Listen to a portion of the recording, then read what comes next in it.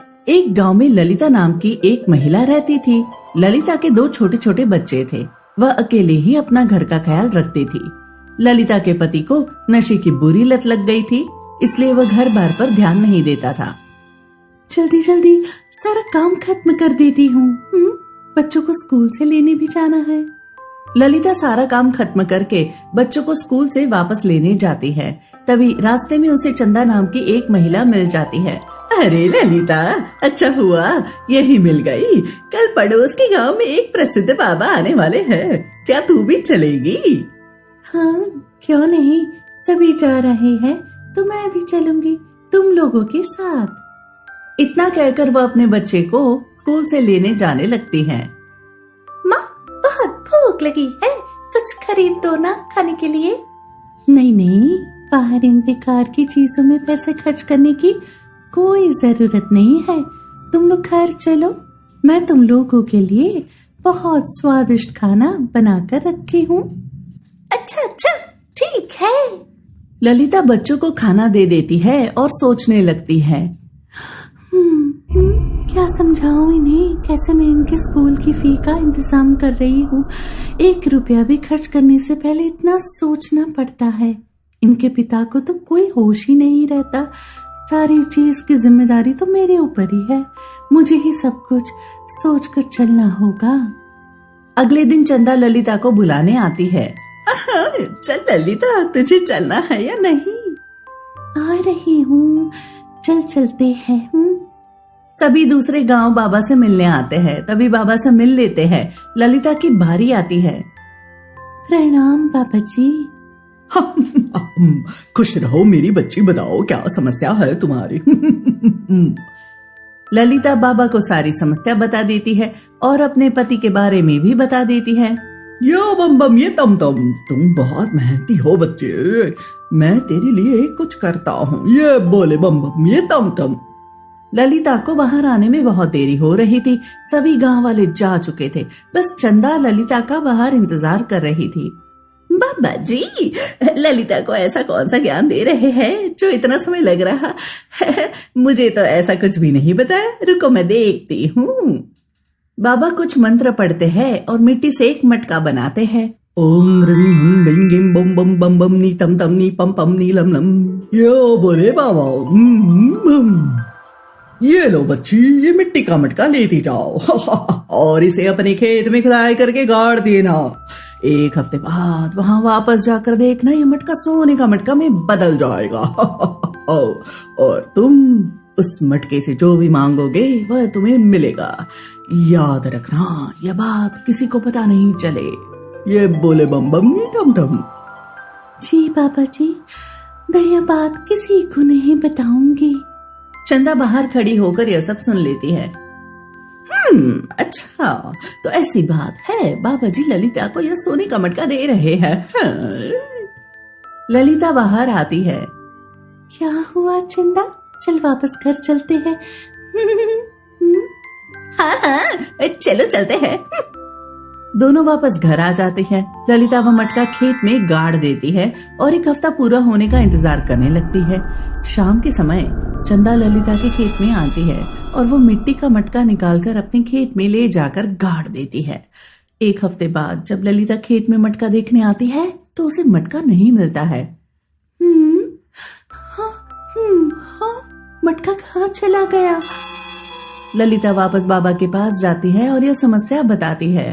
ये बोले बम बम नी टम टम, ऐसी बात है तो यह नया मटका लेती जाओ, इसे भी अपने खेत में ले जाकर गाड़ देना और कल ही से वापस निकाल देना। यह मटका तुम्हारी बहुत मदद करेगा। ये बोले बाबा की टम टम नी मम मम। मगर बाबा, वह मटका गया कहाँ? ये बम बम नी बम बम, जल्दी तुम्हें पता चल जाएगा। ललिता दूसरा मटका लेकर आती है और खेत में गाड़ देती है। अगले दिन चंदा मटके के साथ दौड़ती हुई ललिता के पास आती है। हाय हाय, अरे रे ललिता, ये ले, इसे तू ही रख ले। मैंने ये मटका ना तेरी खेत से चुरा लिया था। मुझे लगा था ये मटका सोने का मटका बन जाएगा, मगर ये देख, इसमें तो ढेर सारे केकड़े हैं, केकड़े आई और लगातार बढ़ते ही जा रहे हैं। चंदा वह मटका नीचे फेंक देती है। तभी ललिता को दूसरे मटके की याद आती है। वह दूसरा मटका निकालती है तो देखती है वह चांदी के मटके में बदल चुका था। हाँ, अरे पापा जी ने कहा था यह मटका मेरी मदद करेगा। यही सोचकर ललिता एक केकड़े को चांदी के मटके में डाल देती है। एक केकड़ा चांदी के मटके में डालते ही सोने के मटके से सारा केकड़ा गायब हो जाता है और चांदी का मटका भी गायब हो जाता है। मुझे माफ कर दे ललिता, मुझे अपनी गलती का एहसास है। मैं वापस कभी ऐसा नहीं करूंगी, पक्का पक्का। ललिता उसे माफ कर देती है और वह सोने के मटके से जो भी मांगती है सोने का मटका उसे देता है। उसके पास बहुत धन आ जाता है और वो बहुत अमीर बन जाती है। फिर वापस से वह बाबा से मिलने जाती है और बाबा को सारी बातें बताती है। मैंने उसी दिन बम बमनी दम दम चंदा को देख लिया था, सारी बातें चोरी चोरी सुनते हुए, इसलिए मैंने ऐसा किया। देखा कमाल बाबा जी का, ये बोले बम बमनी टम टमनी पम पमनी लम। ललिता बाबा को प्रणाम करती है और आशीर्वाद लेकर चलती है और खुशी खुशी रहने दी है। एक काजल नाम की लड़की थी। एक दिन वह पहाड़ी इलाके में घूमने जाने का सोचती है।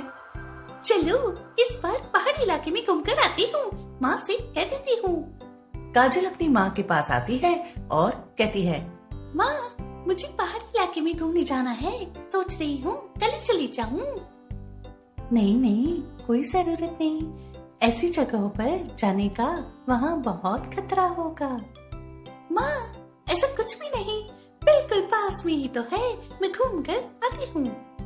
काजल घूमने जाने का मन बना लेती है। अगले दिन, अरे काजल ये ले, कुछ खाने के लिए भी लेती जा, भूख लग जाएगी तो क्या खाएगी। काजल वो डब्बा ले लेती है और पहाड़ी इलाके में घूमने चली जाती है। घूमते घूमते थक जाती है और एक ओर बैठ जाती है। आज धूप बहुत तेज है, जल्दी ही घूमकर घर चली जाती हूँ। आसपास कोई भी नहीं था। जब काजल बैठी थी तभी उसके हाथ से नाश्ते वाला डब्बा छूट जाता है और नीचे खाई में जाकर गिरता है। अरे ये क्या हो गया, डब्बा तो नीचे गिर गया, माँ को क्या बोलूंगी। काजल उठ जाती है और थोड़ी देर और घूमने के बाद वहां से वापस घर जाने का सोचती है। जब वह वापस घर आ रही थी तभी उसका पैर फिसल जाता है और वो पहाड़ से नीचे गिर जाती है। पहाड़ से नीचे गिरने की वजह से उसका पैर और हाथ टूट जाता है और वह उठ नहीं पाती है। हे भगवान, ये क्या हो गया, मैं तो उठ भी नहीं पा रही और दर्द तो बढ़ता ही जा रहा है। काजल रोने लगती है। तभी हवा में उड़ता हुआ एक अजीब सा प्राणी आता है। तुम कौन हो और यहाँ क्या कर रहे? अरे मेरा नाम चोगा है, मैं तुम्हारी मदद करने आया हूँ। मैं जादुई शक्तियाँ जानता हूँ, यहीं पहाड़ के नीचे वाली खाई में रहता हूँ। तुम्हें थी ना जिसने खाना नीचे फेंका था? हाँ, मेरा हाथ लग जाने की वजह से ही मेरा खाना नीचे खाई में गिर गया था। मुझे बहुत दर्द हो रहा है, मुझसे उठा भी नहीं जा रहा। अरे लड़की, तुम्हारा खाना तो बहुत स्वादिष्ट था, मैं वह खाना खाकर बहुत खुश हुआ हूँ, इसलिए तुम्हारी मदद करने आया हूँ। रुको, अभी तुम्हें ठीक कर देता हूँ। चौगा अपना जादू चलाता है और काजल को बिल्कुल ठीक कर देता है। काजल चलने लगती है और दौड़ने भी लगती है।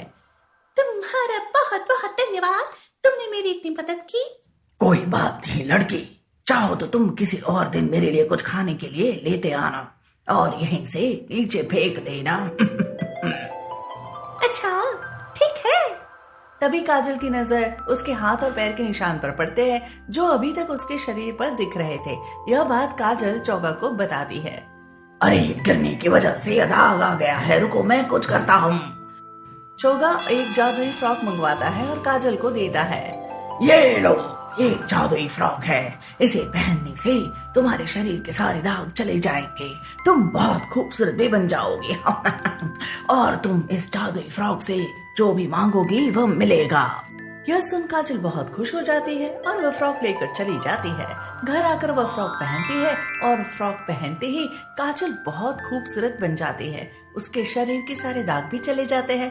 साथ ही फ्रॉक की मदद से वह अपनी और अपनी माँ की जरूरतें भी पूरी करती थी। यह सब काजल की दोस्त प्रिया को बहुत अजीब लगता है। वह सोचती है, ये काजल अचानक इतनी खूबसूरत कैसे हो गई और इतनी नई नई चीजें कैसे खरीदने लगी? आखिर ऐसी कौन सी बात हो गई? इसी तरह बात बात में प्रिया काजल से सारी सच्चाई निकलवा लेती है। अच्छा, तो ये सब जादुई फ्रॉक का कमाल है। मुझे भी चाहिए। क्या तुम मुझे भी जादुई फ्रॉक दिलवा दोगी? काजल मान जाती है और दोनों खाना लेकर उस पहाड़ तक पहुंचती है। काजल वह खाना खाई में फेंक देती है। थोड़ी देर बाद चौगा बाहर आता है। कैसी हो तुम, बताओ कैसे आना हुआ? चौगा, मेरी दोस्त भी जादुई फ्रॉक चाहती है। क्या तुम इसे भी जादुई फ्रॉक दोगे? अच्छा ठीक है। चौगा जादुई फ्रॉक प्रिया को भी दे देता है। काजल और प्रिया वापस लौटने लगते हैं। तभी प्रिया सोचती है, क्यों ना इसे यही खत्म कर दूं? फिर पूरे गांव में सबसे अमीर और खूबसूरत लड़की मैं ही बचूंगी। यही सोचकर प्रिया काजल को खाई में धक्का दे देती है और भागने लगती है। तभी चौगा काजल की जान बचा लेता है और काजल को साथ लेकर प्रिया के सामने आता है। लड़की, तूने काजल के साथ बिल्कुल भी अच्छा नहीं किया। तेरी सजा यही है कि तू कभी भी खूबसूरत और अमीर नहीं बन पाएगी और मैं यह दूसरी जादुई फ्रॉक तुझसे वापस लेता हूँ। इतना कहकर चौगा गायब हो जाता है। प्रिया बहुत रोने लगती है। काजल से यह देखा नहीं जाता है। चौगा, एक आखिरी बार इसे माफ कर दो और इसको सजा मत दो। चौगा वापस आ जाता है। ठीक है काजल, तुम कहती हो तो मैं इसे माफ कर देता हूँ, मगर याद रखना अब से कभी भी तुमने किसी के साथ ऐसा किया तो तुम बच नहीं पाओगी। काजल अपने घर आ जाती है और खुशी खुशी माँ के साथ रहने लगती है। डर के मारे प्रिया वापस कभी काजल के आस पास भी नहीं जाती थी।